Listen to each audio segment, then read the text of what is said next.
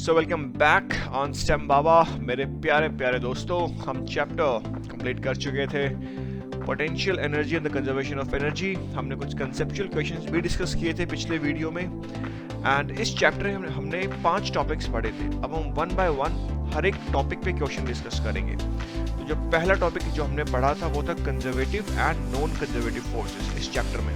अगर आपने वो टॉपिक ना पढ़ा हो तो मैंने लिंक डिस्क्रिप्शन में डाल दिया, आप वहाँ पे देख सकते हैं। आज हम इस टॉपिक के ऊपर क्वेश्चन डिस्कस करने वाले हैं। तो चलिए बिना किसी देरी की शुरुआत करते हैं इस शानदार वीडियो की।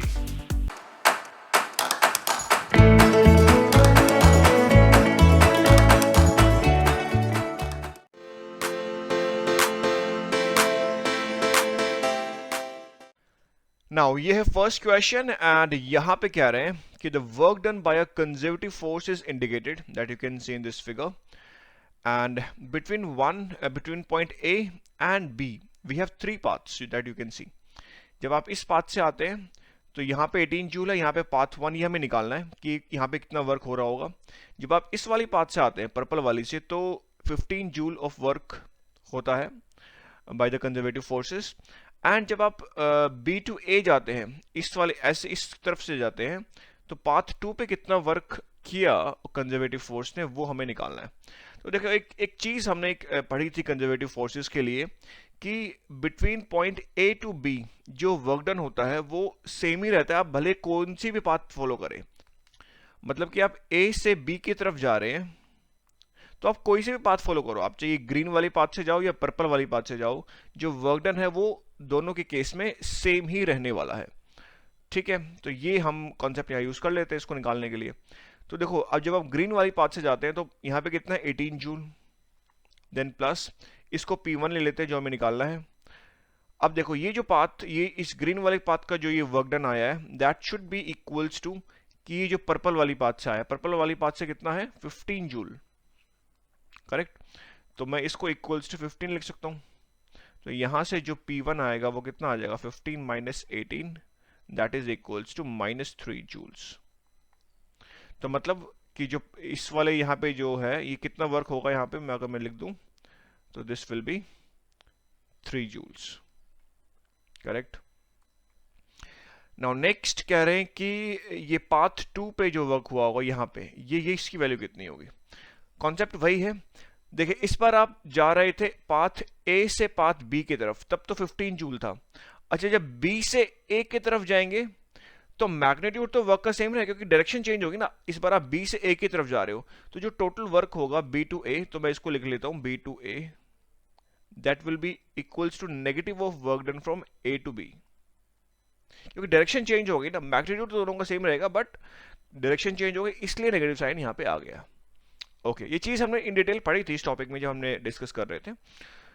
तो देखो बी से जब ए की तरफ जाओगे तो कितना है ये -6, देन इसको ले लेते हैं P2 जो हमें निकालना है, देन ये -5 है, तो ये तो B के A की तरफ हो गया। अच्छा जब A से B की तरफ आ रहे थे तो मैग्नीट्यूड कितना था 15 जूल, बट क्योंकि नेगेटिव है तो -15 जूल लिख देता हूँ।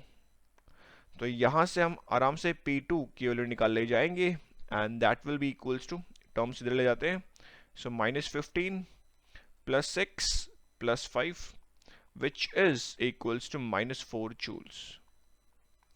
तो मतलब जो P2 की वैल्यू होगी वो कितनी होगी -4 जूल्स। तो चलिए अब डिस्कस करते हैं नेक्स्ट क्वेश्चन।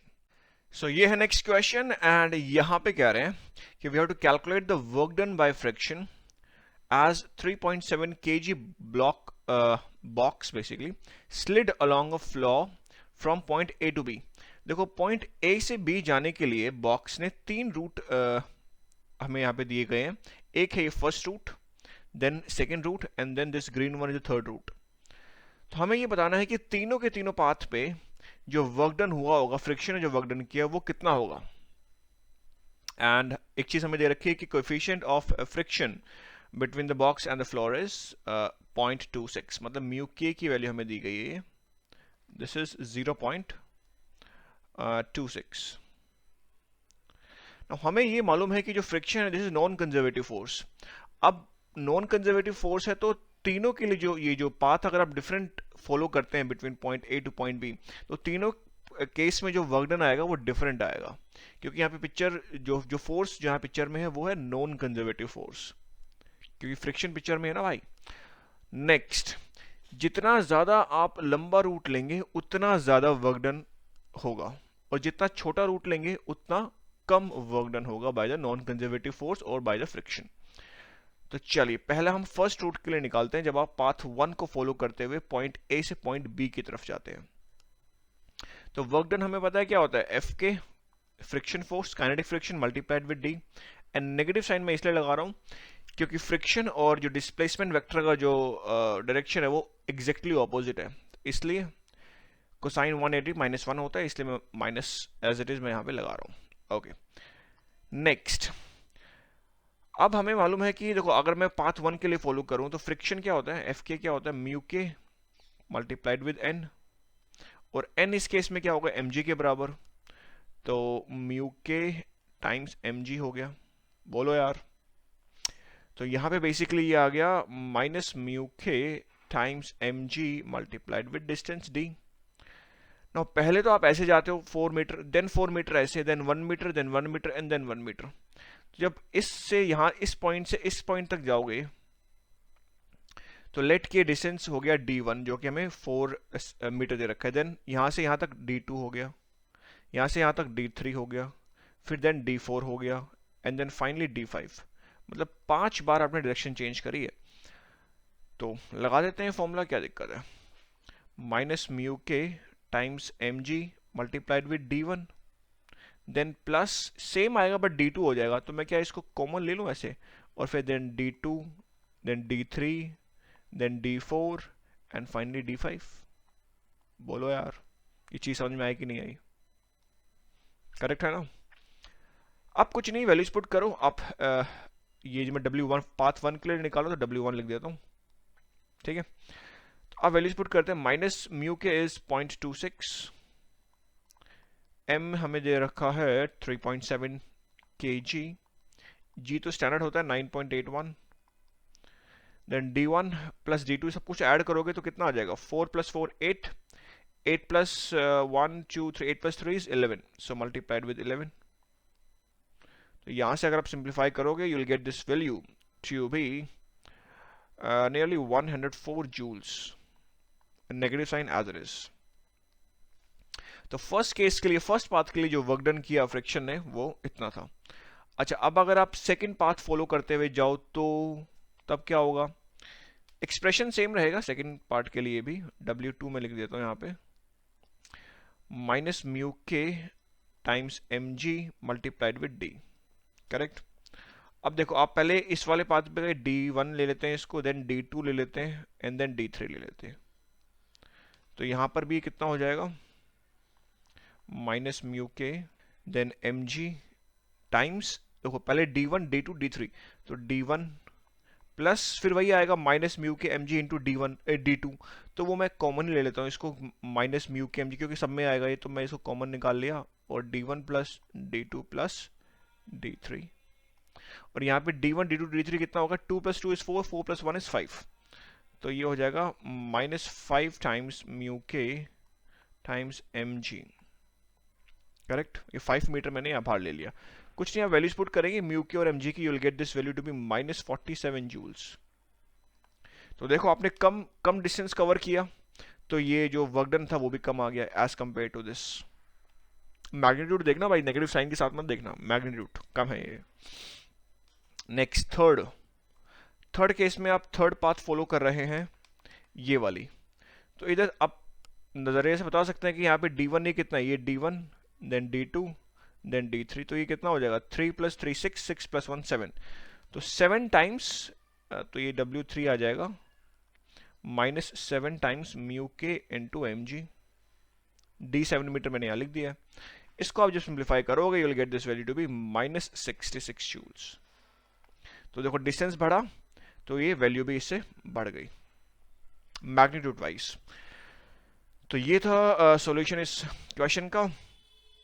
तो देखो यहाँ पे बेसिकली हम क्या समझे यहाँ पे कि अगर नॉन कंजर्वेटिव फोर्सेस पिक्चर में है तो अगर आप अलग अलग पाथ फॉलो करके जाते हैं फ्रॉम पॉइंट 1 टू पॉइंट 2 या point A two point B, तो वर्क डन हर एक केस में डिफरेंट रहता है। बट अगर फोर्सेस कंजर्वेटिव फोर्सेस पिक्चर में है, तो आप कोई से भी पाथ फॉलो करो, आप मतलब इधर से जाते या 2 से जाते या 3 से जाते, तीनों ही केस में वर्क डन सेम रहता अगर कंजर्वेटिव फोर्सेस पिक्चर में रहती, जैसे ग्रेविटी फोर्स, ये अपना स्प्रिंग फोर्स, ये सब। तो चलिए आप डिस्कस करते हैं नेक्स्ट क्वेश्चन। सो ये है नेक्स्ट क्वेश्चन एंड यहाँ पे कह रहे हैं कि एक 2.8 kg का ब्लॉक है which is attach to this spring that you can see here. इसका जो स्प्रिंग कांस्टेंट हमें दिया हुआ है वो है 375 न्यूटन पर मीटर। नाउ दो चीजें हैं जो हमें निकालनी है। ए पार्ट में कह रहे हैं कि find the work done by the spring on the block as the block moves from point A to point B along path 1 and 2।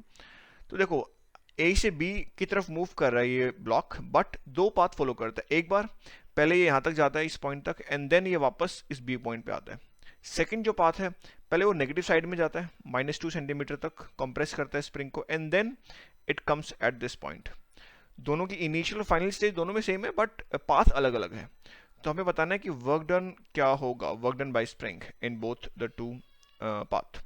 तो देखो यहाँ पे स्प्रिंग फोर्स क्या है, कंजर्वेटिव फोर्स है। आप देख लेना कि दोनों केस में वर्क डन जो है वो सेम आने वाला है। इससे फर्क नहीं पड़ता है कि आप कौन सी पाथ फॉलो करके जा रहे हैं, बस ये फर्क पड़ता है कि आप इनिशियल और फाइनल पॉइंट जब तक सेम है तो जो वर्क डन है वो दोनों ही केस में सेम आने वाला है। तो चलिए डिस्कस करते हैं इस चीज को, कैसे होता है ये चीज।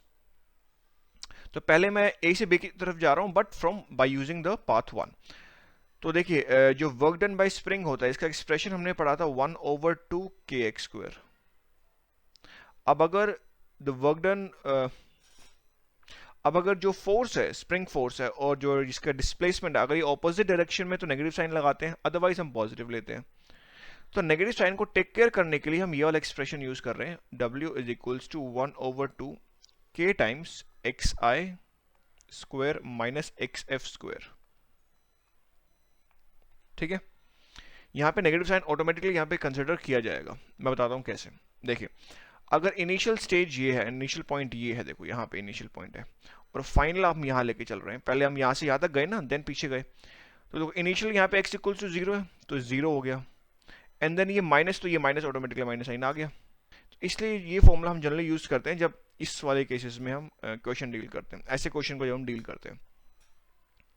तो चलिए, तो पहले हम x यहाँ से लेके 0 से लेके 4 सेंटीमीटर तक गए, तो कितना वर्क किया स्प्रिंग ने।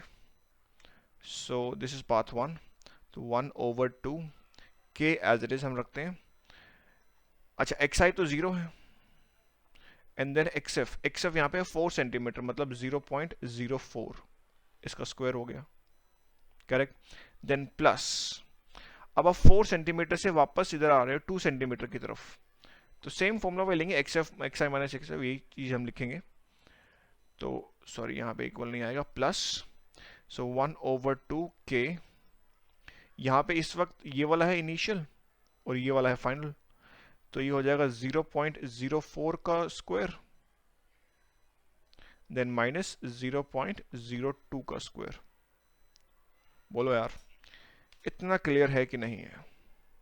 तो यहां से जो W1 आएगा दिस विल बी 1/2 के, ये मैं कॉमन निकाल लूं दोनों में ना भाई, बचा क्या 0 माइनस 0.04 का स्क्वायर देन प्लस 0.04 का स्क्वायर एंड देन माइनस 0.02 का स्क्वायर।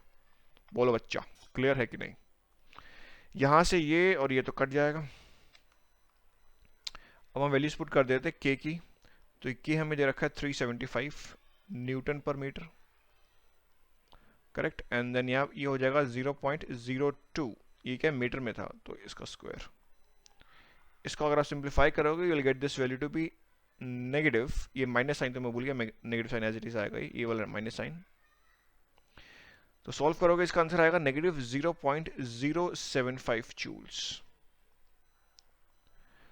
तो ये था answer for bye using the path 1। अगर आप पाथ 2 को फॉलो करते हुए जाते हैं तब क्या होगा वर्क डन। तो मैं बी पे, सॉरी पार्ट तो एक ही पार्ट है बी है, बट ये W2 में लिख रहा हूँ यहाँ पे क्योंकि सेकंड पाथ का हम वर्क डन निकाल रहे हैं।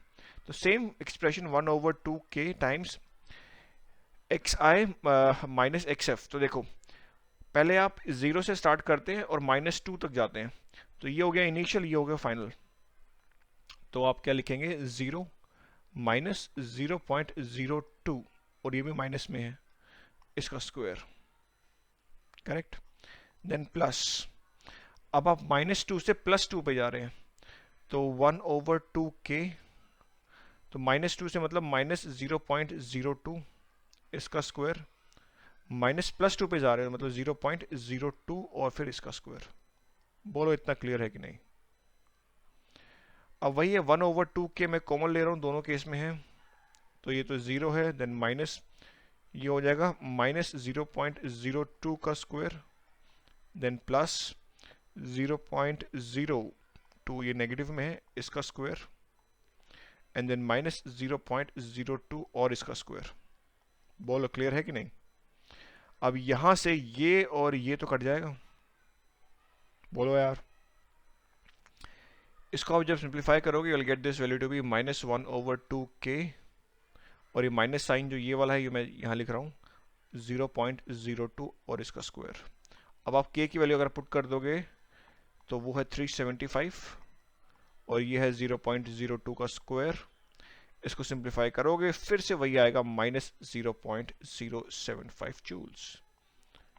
तो देखा, कंजर्वेटिव फोर्सेस जब पिक्चर में थी, मतलब स्प्रिंग फोर्स जब पिक्चर में थी, तो आप कौन सा पाथ फॉलो कर रहे हैं ए से बी की तरफ जाने के लिए, ये फर्क नहीं पड़ता, आप ऐसे घूम के जाओ या ऐसे घूम के जाओ ए से बी की तरफ, दोनों ही केस में जो वर्क डन बाय स्प्रिंग है वो सेम ही रहता है। और पिछले वाले क्वेश्चन में हमने देखा था कि अगर नॉन कंजर्वेटिव फोर्सेस पिक्चर में है और पाथ आप अलग अलग फॉलो कर रहे हैं from point A to point B, तो जो वर्क डन है वो भी डिफरेंट आता है। तो ये की कॉन्सेप्ट्स हमने इस टॉपिक के अंदर पढ़े थे और अब हमने इस क्वेश्चन के थ्रू प्रूफ भी कर दिए हैं। तो चलिए अब मूव ऑन करते हैं बी पार्ट पे। इसी के क्वेश्चन का एक पार्ट और है जो हमें सॉल्व करना है। हमें बताना है कि how do your result depend on the mass of the block, specifically if you increase the mass of the block does the work done by the spring increase, decrease और द स्टेज द सेम। तो देखो, जो work है spring का, हमने इसका expression निकाला, this was the expression, and जो वर्क फॉर स्प्रिंग है ये मास पे डिपेंड करता ही नहीं है, तो मैं डायरेक्टली लिख सकता हूं कि the work is independent on the mass of the block. That means, इसका मतलब जो वर्क है वो सेम ही रहने वाला है, वो डिफरेंट नहीं होगा अगर आप मास को इंक्रीज करो या डिक्रीज करो। अब मूव ऑन करते हैं नेक्स्ट क्वेश्चन पे। सो ये है next question, and this question is a mixture of, जो पिछले दो क्वेश्चन हम देखे थे, कंजर्वेटिव एंड एक अलग से नॉन कंजर्वेटिव फोर्सेस पे, दोनों का मिक्स है। यहाँ पे कंजर्वेटिव फोर्स मतलब स्प्रिंग फोर्स भी पिक्चर में है, और जो non conservative force that is friction, दोनों पिक्चर में है। तो मास हमें दे रखा है इस ब्लॉक का 2.7 kg, and force constant k की वैल्यू है 480 न्यूटन पर मीटर, एंड म्यू k की वैल्यू हमें दे रखी है 0.16 this thing. Now we have to find the work done on the block by the spring and by the friction as the block is moved from point A to point B. तो point A से point B की तरफ आप जब जाएंगे by using path 1 and path 2, तब work done कितना होगा by the spring and by the friction, दोनों को कंसिडर करके। ओके, तो अगर मैं स्प्रिंग का वर्क डन निकालूं, स्प्रिंग फोर्स का वर्क डन, तो आप चाहे पाथ 1 से जाएं चाहे पाथ 2 से जाएं, दोनों का सेम ही आएगा। तो मैं पाथ 2 का लेके निकाल देता हूं। तो वही जो पिछला क्वेश्चन हमने डिस्कस किया था, तो 1/2k, तो ये हो जाएगा, पहले आप यहाँ से यहाँ तक गए हैं, मतलब 0 स्क्वायर माइनस 0.02, और ये खुद में भी नेगेटिव है तो माइनस एक और आएगा, एंड देन इसका स्क्वायर, देन हो जाएगा प्लस 1/2k। अब -2 से या फिर आप +2 पे जा रहे हो, तो -0.02 और इसका स्क्वायर, देन -0.02 और फिर इसका स्क्वायर। अब जब आप यहाँ पे 1/2k कॉमन ले लेते हैं जैसा हमने पिछले क्वेश्चन में किया था, तो यहाँ बस 0 को मैं लिख नहीं रहा हूँ, तो ये हो जाएगा नेगेटिव ऑफ नेगेटिव 0.02 का स्क्वायर, देन ये हो जाएगा प्लस ऑफ नेगेटिव 0.02 का स्क्वायर, एंड देन माइनस 0.02 और फिर इसका स्क्वायर। तो यहाँ से अपने पास ये चीज़ दोनों कट जाती हैं। फाइनली जो एक्सप्रेशन आता है स्प्रिंग फोर्स के कारण जो वर्क डन आता है, that will be equals to 1/2k multiplied with negative 0.02 और इसका स्क्वायर। बोलो यार, अब आप वैल्यू पुट करोगे k की 480, पिछली बार वैल्यू अलग थी 375, इस बार 480 है, तो ये वैल्यू आ जाएगी नेगेटिव 0.096। ठीक है, अब मैं निकाल लेता हूँ, अगर आपका जो, अब मैं निकालता हूँ कि फ्रिक्शन ने कितना वर्क किया by when the this block is moved from point A to point B by using the path 2। तो work done by friction minus mu के into M G into D, ये एक्सप्रेशन हमने पढ़ा था। तो देखो पहले तो आप गए इस ए पॉइंट से -2 की तरफ, तो let this distance B d1, और फिर आप d1 से आप इस पॉइंट से आप गए +2 पे, तो let this distance B d2। बोलो यार, ठीक है। तो ये कितना हो जाएगा, minus mu k M G into d1 plus minus mu k M G into d2। तो वही हम क्या करते हैं कि ये हम कॉमन ले लेते हैं, माइनस म्यू के इंटू एम जी, और d1 d2 ये आ जाएगा d1 प्लस d2। बोलो यार, अब कुछ नहीं, वैल्यूज पुट कर दीजिए। माइनस म्यू के हमें दे रखा है 0.16, मास हमें दे रखा है 2.7 kg, एंड g की वैल्यू स्टैंडर्ड होती है 9.81, d1 प्लस d2, तो डिस्टेंस कितना है, ये है 2 सेंटीमीटर, तो 0.02 हो जाएगा मीटर। प्लस देखो यहाँ पे नेगेटिव साइन से कंफ्यूज मत होना कि हमने नेगेटिव क्यों नहीं लिया, डिस्टेंस हम कंसीडर कर रहे हैं, केवल नेगेटिव साइन ऑलरेडी कंसीडर कर चुके हैं कि जो फ्रिक्शन फोर्स इस तरफ लग रही है, सॉरी इस तरफ लग रही है, हम इस तरफ मूव कर रहे हैं, तो ऑलरेडी हमने नेगेटिव साइन कंसीडर कर लिया है, तो केवल हम डिस्टेंस लेते हैं। करेक्ट है ना भैया, डाउट तो नहीं आ रहा है ना इस पॉइंट पे। एंड देन आप फिर आप गए हो -2 से +2, तो कितना डिस्टेंस चला, 4 सेंटीमीटर। 4 सेंटीमीटर मतलब 0.04 मीटर।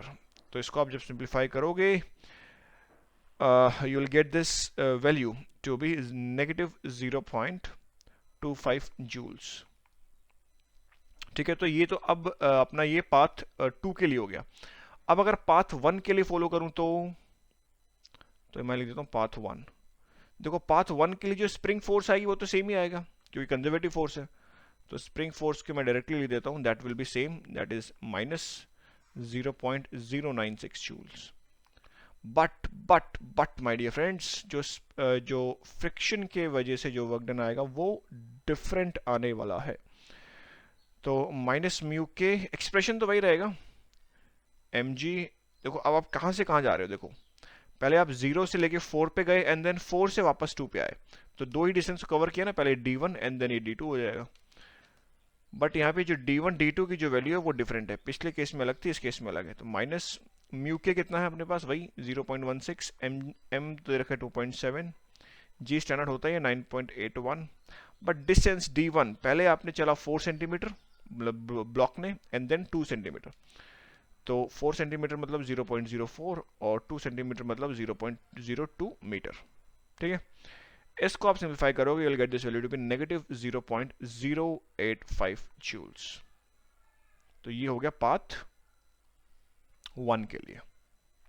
तो फ्रिक्शन, ये जो स्प्रिंग फोर्स है उसके लिए जो वर्क डन था वो सेम ही आया दोनों केस में, बट फ्रिक्शन की वजह से जो वर्क डन आया वो डिफरेंट आया क्योंकि ये नॉन कंजर्वेटिव फोर्स है। ओके, सेकंड पॉइंट में कह रहे हैं कि find the work done on the block by the spring and by the friction in moving. अच्छा, ये तो हमने सेकंड पार्ट में निकाल ही लिया है, तो यही तो हमने निकाला, ये तो बी पार्ट है अपने पास एंड ये वाला अपने पास ए पार्ट था। तो इसी के साथ हमने ऑलमोस्ट सारे क्वेश्चन डिस्कस कर लिए from the topic conservative and non conservative forces. तो इस वीडियो में इतना ही। नेक्स्ट वीडियो में हम जो नेक्स्ट टॉपिक हमने पढ़ा था which was the potential energy and the work done by conservative forces, तो ये हमने नेक्स्ट टॉपिक पढ़ा था, सेकंड टॉपिक। तो इसके ऊपर हम क्वेश्चन डिस्कस करेंगे इन द नेक्स्ट वीडियो। तो इस वीडियो में इतना ही, अपना बहुत ही ख्याल रखिएगा, good bye and also happy happy happy Holi.